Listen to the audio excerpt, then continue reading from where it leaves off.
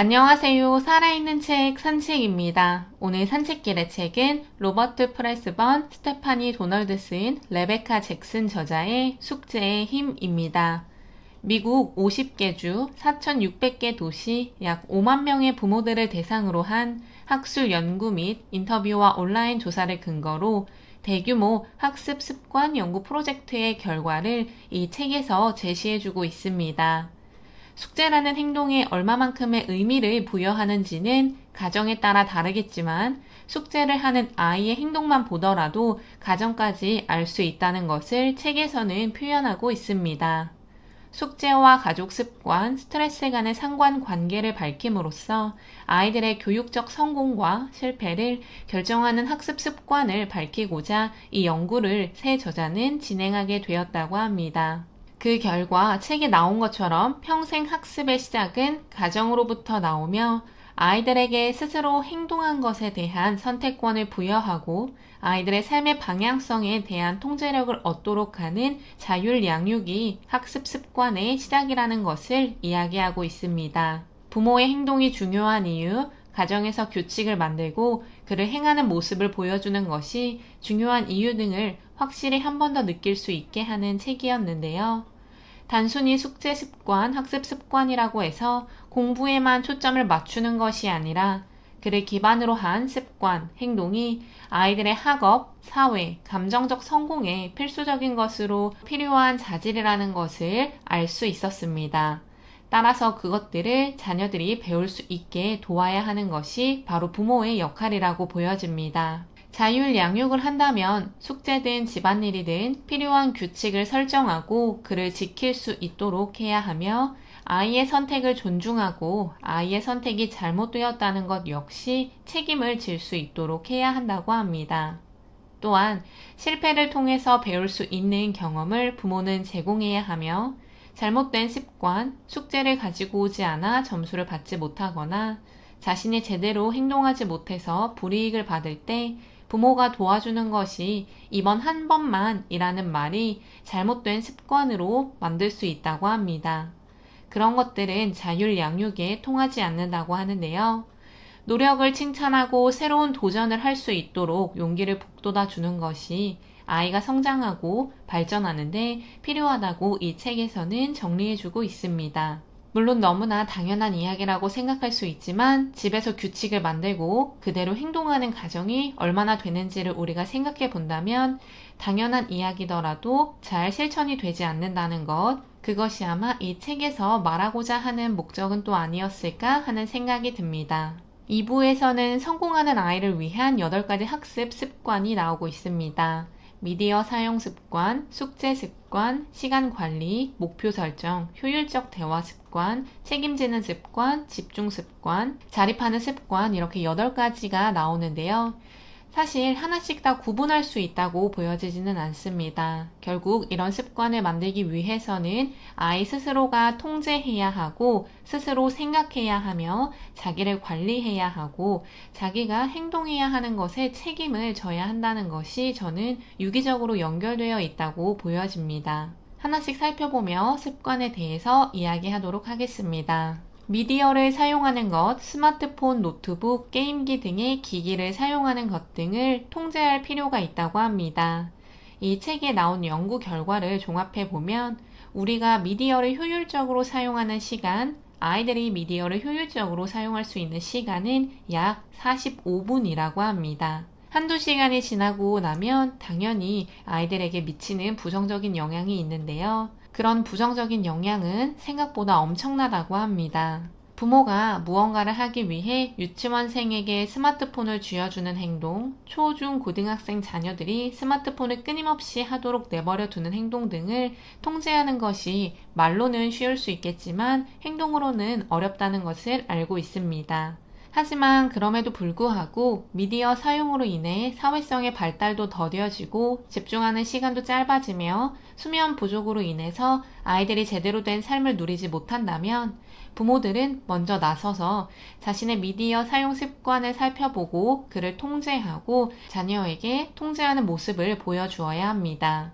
아이들과 함께하는 시간을 늘리고 주체성을 가지고 자기가 원하는 만큼 미디어를 사용한다는 생각을 아이들에게도 심어줄 수 있어야 합니다. 단순히 사용하는 것뿐 아니라 미디어를 활용해 무언가를 창조할 수 있도록 하는 것도 중요하다고 합니다. 전 학년의 아이들이 자립심과 목적의식을 기르도록 하는 핵심적 기술과 관련된 유일한 습관인 숙제 습관을 가지기 위해서는 두 가지가 필요하다고 합니다. 먼저 아이가 과제를 할 만한 능력을 가지고 있다고 믿도록 해야 하며 그 과제에 자신을 연결해야 한다고 합니다. 즉, 자신이 그 과제를 주도적으로 하고 있다고 생각해야 하는데요. 1학년은 10분, 2학년은 20분, 5학년은 50분 정도의 10분 규칙을 세워 숙제를 진행할 수 있도록 격려하자고 합니다. 20분이 숙제하는 시간이라면 15분 만에 끝내고 자리에서 일어날 수 없는 방식으로 명확한 숙제 규칙을 세워나가며 그 규칙을 지켰을 때 스스로 보상을 할 수 있도록 하자는데요. 이는 빠르게 끝내면서 생각하는 깊이가 깊지 않는 것을 방지할 수 있는 좋은 방법이라고 생각합니다. 이런 과정을 통해 자녀들은 시간 관리법도 터득할 수 있다고 합니다. 또한 숙제를 하는 것뿐 아니라 독서하는 시간 역시 중요하고 운동하는 시간도 가질 수 있게 하는 것이 숙제를 하는 시간을 정해놓는 것부터라고 봐도 좋겠습니다. 시간 관리를 잘하게 하는 핵심은 자녀 스스로 생체 시계를 가지게 하는 것입니다.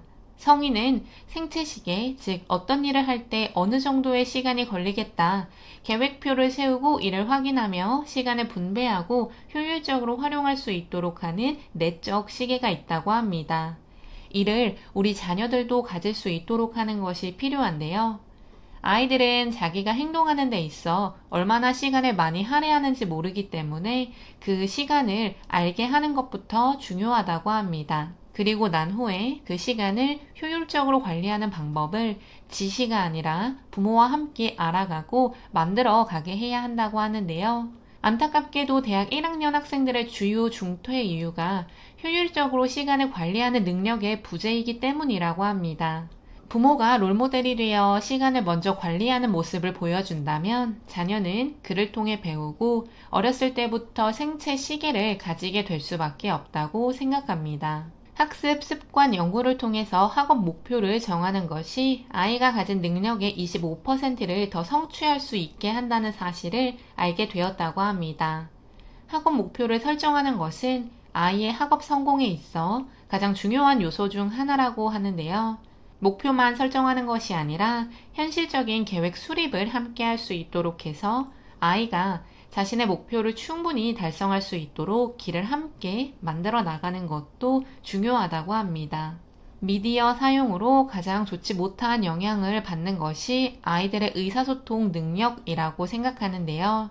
단적으로 이야기한다면 친구와 대화를 하는 것이 아니라 스마트폰인 기계와 대화를 한다고도 보여질 수 있을 것 같습니다. 이 책에서 역시 대화하는 습관을 길러야 한다고 합니다. 비언어적인 표현이 대화를 할 때 아주 중요한 요소인데 우리 아이들은 그런 부분들을 배우지 못하고 있습니다. 따라서 대화를 하는데 어려움을 겪고 있는데요. 이 책에서는 존중 대화법과 다른 사람의 이야기를 경청하는 것을 강조하고 있습니다.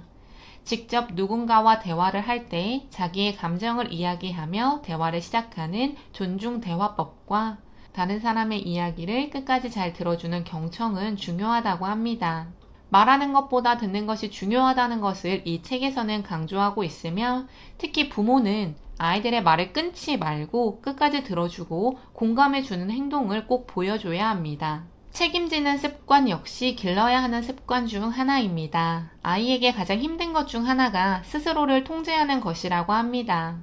자신이 통제할 수 없는 것에 대해서는 어쩔 수 없지만 자신이 통제할 수 있는 것을 통제하지 못했을 때는 아이 스스로가 책임을 져야 한다는 것을 알 수 있도록 해야 하는데요. 아이들은 겪어보지 못한 일에 대해 긍정적인 결과를 낙관하고 부정적인 결과를 과소평가하는 경향이 있다고 합니다.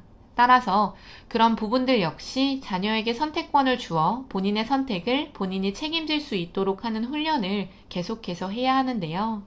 학부모들이 자녀에게 선택권을 주지도 않거니와 선택을 하더라도 그 선택을 존중해주지 않기 때문에 우리 아이들이 책임지는 습관을 기르기가 쉽지 않다는 생각을 하게 하는 대목이었습니다. 뇌는 배우는 방법을 배운다고 합니다. 따라서 집중하는 습관을 갖기 위해서도 집중하는 방법을 배워야 하는데요. 한 자리에서 30분 동안 앉아서 책 읽기 등의 행동 규칙을 세워 집중할 수 있는 훈련을 지속하는 것이 필요합니다. 자기관리가 부족할 때에는 집중력을 높이는 것도 꼭 필요하다고 합니다. 마지막 습관은 자립하는 습관입니다. 용기, 그릿, 끈기 등을 이야기하는데요. 혼자서 숙제를 하는 것, 혼자서 무언가를 끝까지 해내는 것, 최고의 자리에 올라가는 것 등이 특별한 점이나 재능보다 억센 끈기 덕에 보여주는 것들이라고 이 책에서는 말하고 있습니다. 그 억센 끈기를 길러내기 위해서 도와줘야 하는 역할을 하는 사람이 바로 부모라고 합니다. 책의 3부에서는 당장 시작할 수 있는 앞에 8가지 습관을 기를 수 있게 도와주는 24가지의 행동들이 나오고 있습니다. 기본적인 부분들로 규칙으로 만들기에는 쉽지만 그것이 행동으로 가기에는 어렵고 그 행동이 또 습관이 되기까지는 더욱 어려운 꾸준한 노력을 필요로 하는 행동들입니다. 저도 이 책을 읽으면서 느꼈지만 이렇게 말로 쉽게 풀어내고 이성적으로 생각했을 때는 당연히 필요하다고 생각하는 부분들인데요.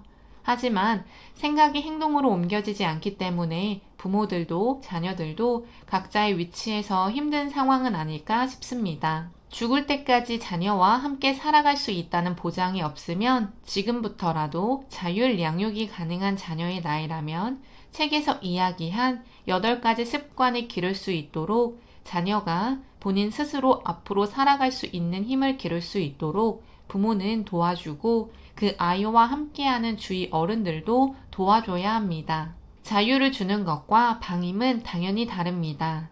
부모의 책임, 아이들에 대한 어른의 책임을 다하는 것과 무조건적으로 잘해주는 것은 극과 극의 차이가 있다고 생각합니다. 이를 어른들은 인지하고 자녀가 정말로 잘 자랄 수 있도록 하는 것이 무엇인지를 생각해 보아야 합니다. 숙제라는 단어 하나로 이 책을 시작하지만 결국은 그 숙제를 하는 습관, 행동이 아이가 미래를 살아가는 데 기반이 될 수 있다는 것을 많은 어른들이 알면 좋겠습니다.